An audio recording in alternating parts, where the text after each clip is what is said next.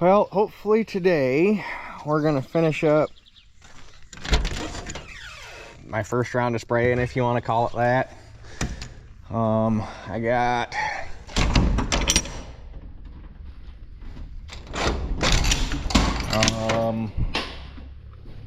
some deer repellent I'm gonna try out, which we'll talk about here in a minute. And I've got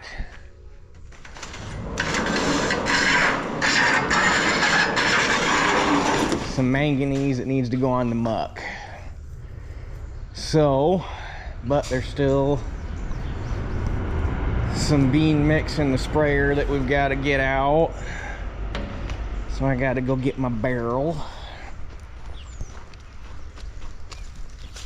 Then I got to clean the sprayer. If I was just spraying, going back over beans, I could just not have to worry about cleaning it out. But since we're gonna go over some beans and some corn, I want to get it cleaned out.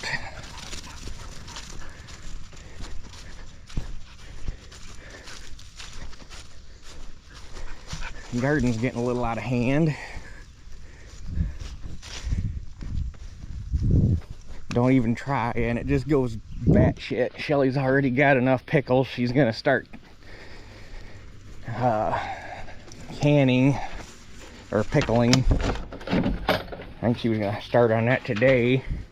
She's got enough peppers. She was gonna do a batch of peppers too. I guess I need to get these vines cut out of here.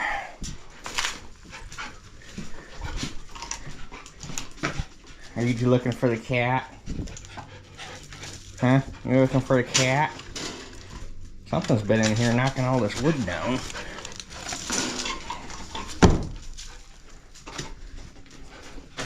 Anyhow, here's my barrel. So let me get this out to the barn. I really need to make up a short little stub hose for the outlet side of the pump that I can just use the pump to pump it out of the tank into the barrel. That'd make life a lot easier.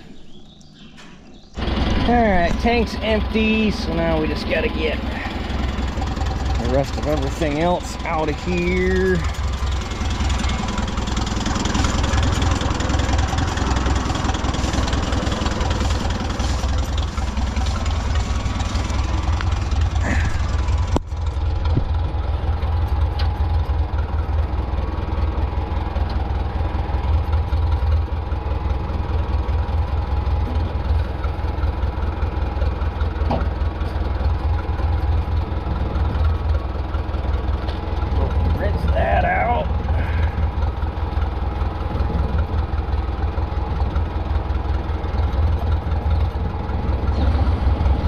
Walking back down past the barn, saw this big old thing laying in the driveway.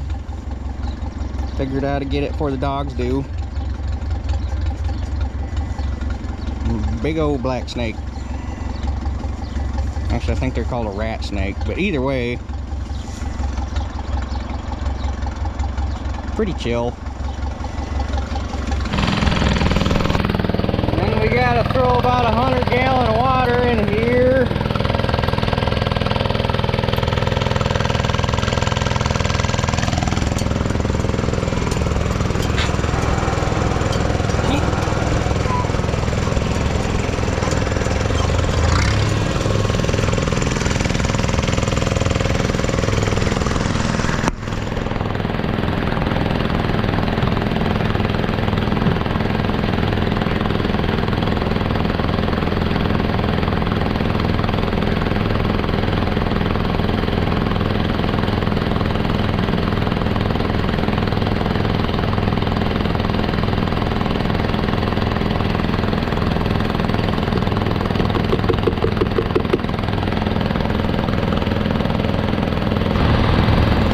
Know why, but all of a sudden this thing decided to self-prime on its own. I've been fighting to get that thing to take prime all season, but now we just let her sit there and agitate at least 15-20 minutes, just cycling mostly to clean the pump in the tank, and then after 15 minutes we can unfold the booms and take it out there in the weeds somewhere. I need to get that mowed. And then clean the booms. And it's been sitting here long enough for me to get all my weed whacking done, so surely that's been long enough.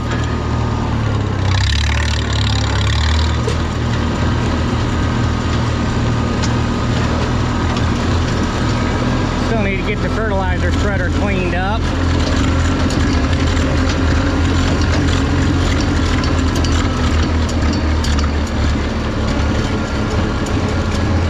That's actually probably the last thing, at least from spring, I need to get cleaned up, so I'm not doing too bad.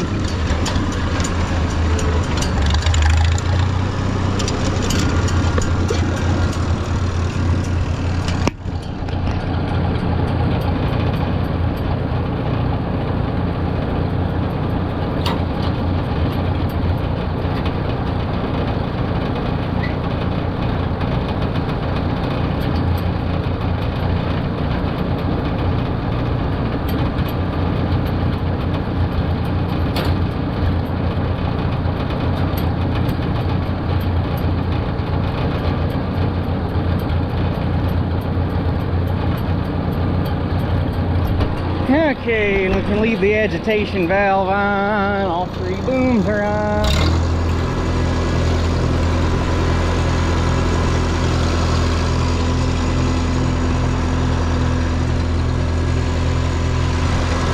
Okay, maybe we can't leave the agitation valve on.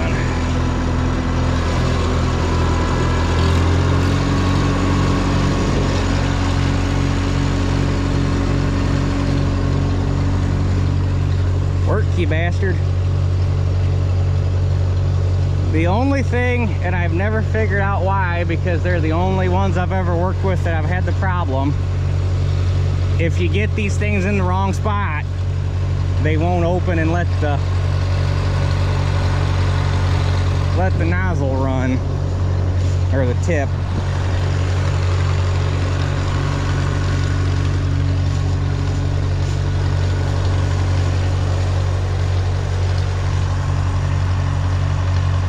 Must have something stuck in it.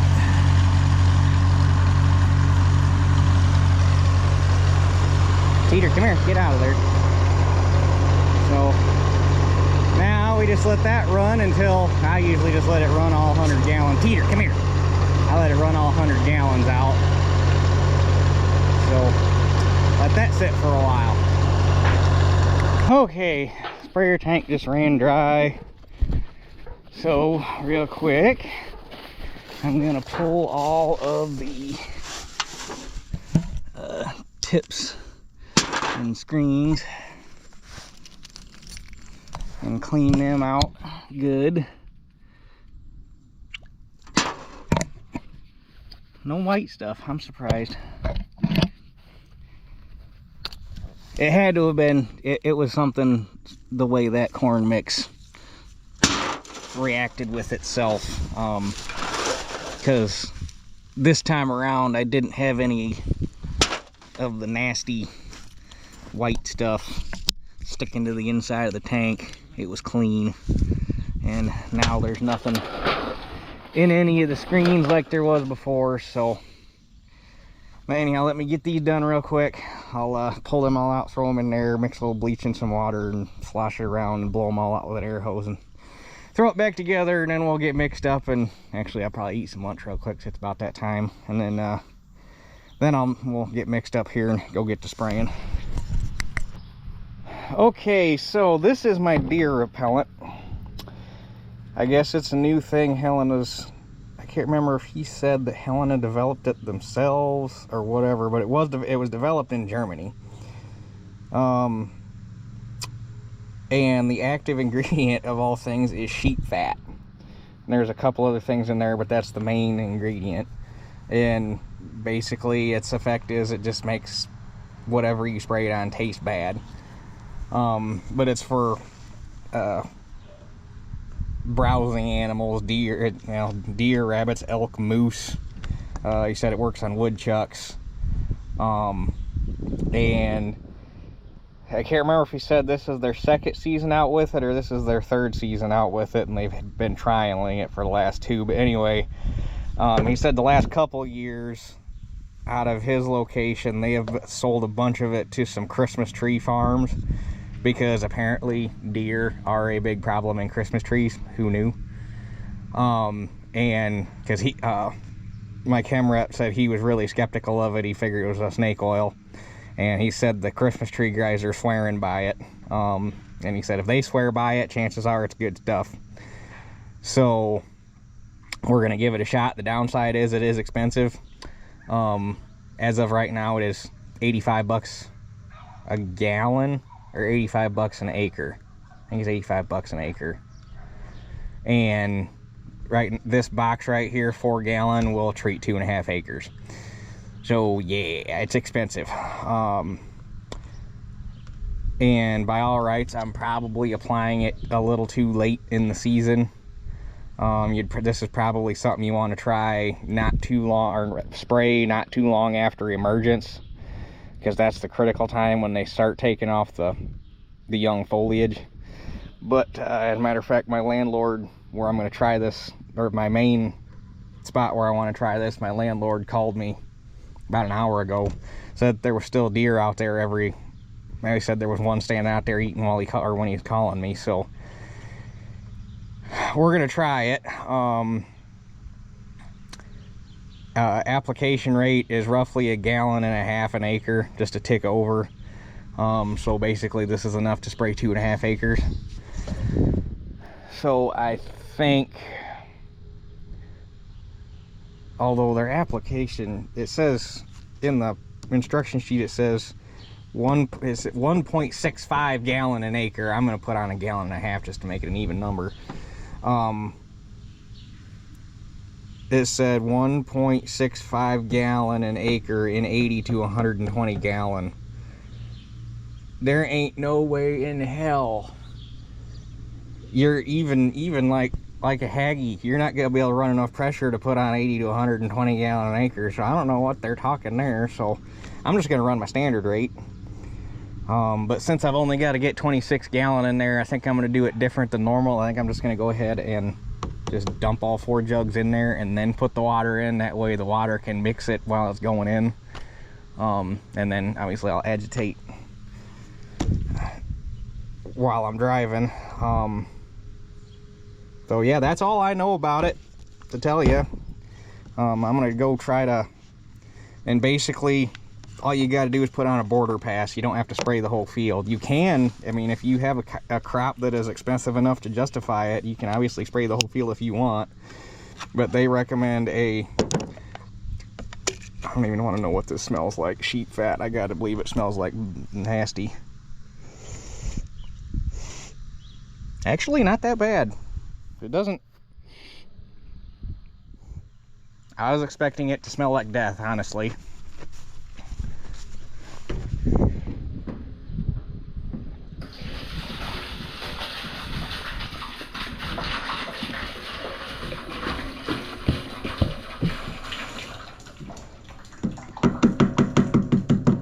Hopefully they can.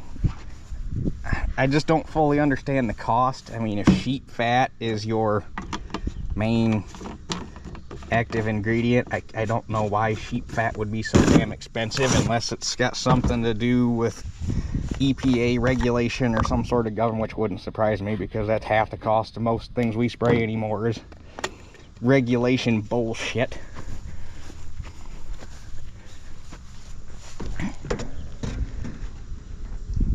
But I don't know if it's something like that, or if it's just it's a supply and demand thing. They haven't produced a whole lot of it, or they're not geared up to produce a whole lot of it. So that's where the cost comes from, and Joe couldn't tell me either, because he's not privy to that sort of information. But hopefully it's one of them things where if it proves popular enough and they ramp up production, that they can get costs down to a point where it actually makes sense to do a field size application with it and not break the bank.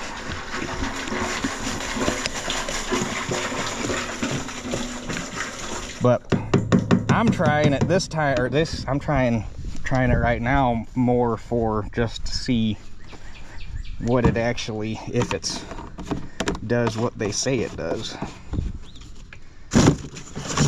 So anyhow, let me get this last one in there, get some water in there, and we'll go make a lap. And if I get enough, if I can get enough on there and I still got some left in the tank, I want to go put a border in that back corner of my uncle's where we saw them deer the other day too. Let's see.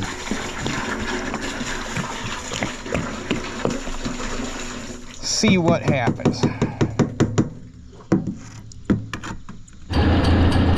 Well, I went in to ask my landlord where he'd been seeing the deer, and I come back out after getting done talking to him, and the bastards answered me themselves.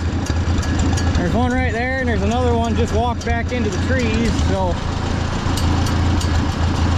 I'm surprised how well these things came back, because they did not look this good when I sprayed them.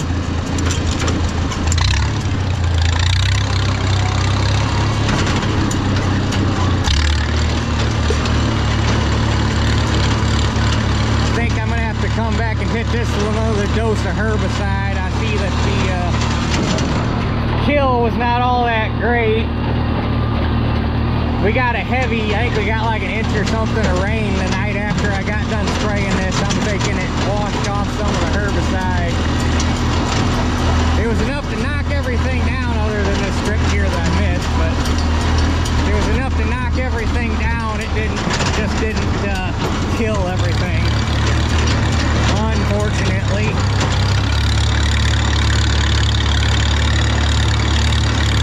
So we're going to lay in a couple passes right up top here and see what that does.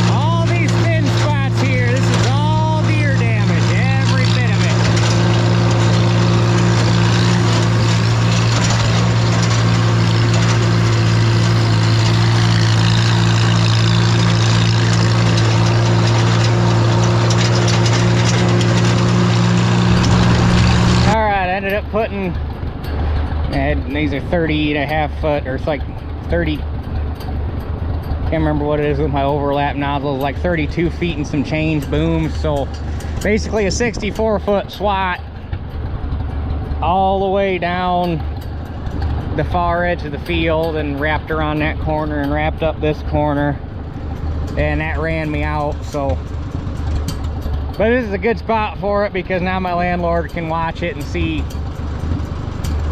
what they do, if it just moves them further out into the field or what. So I guess it was an expensive experiment, but it's worth a shot. They already done enough damage out here, so, but definitely gonna have to get a second pass with some Enlist and Roundup, and it's like the That's some lamb's quarters that should have been dead by now. All this lamb's quarters should have been dead by now. I thought I had enough time, but it was a fairly heavy rain that happened like 3-4 hours after I got done spraying this, so I need to get it cleaned up now before it becomes an issue. So I'll have to call Monday and see if they can. I shouldn't need this. I mean, this stuff's already dying. I shouldn't need a second full rate, or I wasn't even, I was putting on shy of a full rate, but if I got a jug of Roundup and or 2.5 gallon jug of Roundup and a 2.5 gallon jug of Enlist and made half a tank and just stretched it over the 12 acres I got here, 12.5, whatever it is, that'll take care of it. So, but be curious to see how this works. I'm sure he'll be able to let me know. So now we got to go grab that manganese and go get the muck taken care of. All right, now we got Oxilo granular manganese, foliar applied. Goes on at a pound an acre. That's 23 acres down there. So rather than try to weigh it out and split it and make a 30-gallon load, I'm just going to turn my pressure down and stretch it, and it'll be fine. That'll be a lot less hassle than dragging the nurse tank all the way down there just to put 30 gallons of water in the sprayer.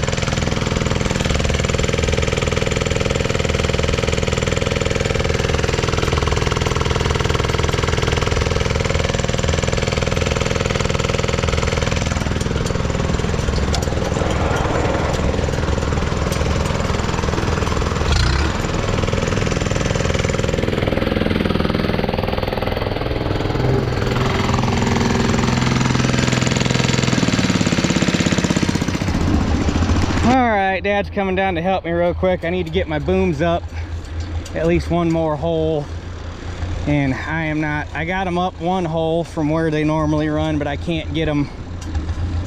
These booms don't exactly, they were probably fine until I started throwing iron at them to beef them up, and I made the booms longer and added a bunch of weight and everything. But the way you got to get your hands in there to hold the latches and everything, it doesn't. I've always been gonna get like a trailer jack or something, or a hydraulic cylinder, and just make it where you can run the booms up like that, but I just never have. But I'd like to be a little bit higher above the canopy than that. If I can get it one more hole, that'd probably be 2 more holes would be better. But I really hope that the neighbors are planning on coming down here and disking down this ragweed, because if they don't, and some of that stuff out there is taller than a tree now, so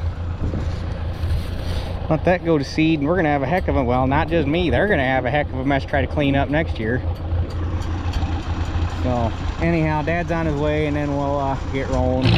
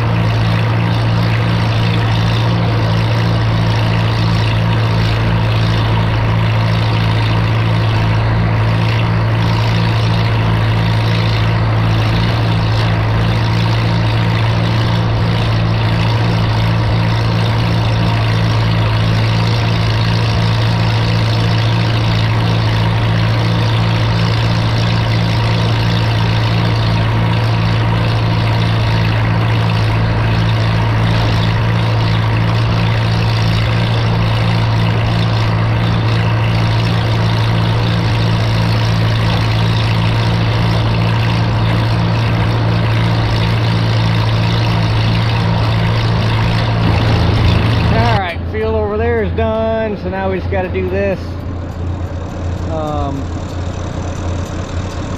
So yeah, same thing. You can come down here and tell all the wet spots. There's one right there, there's one there, there's one there, there's one there, there's one there.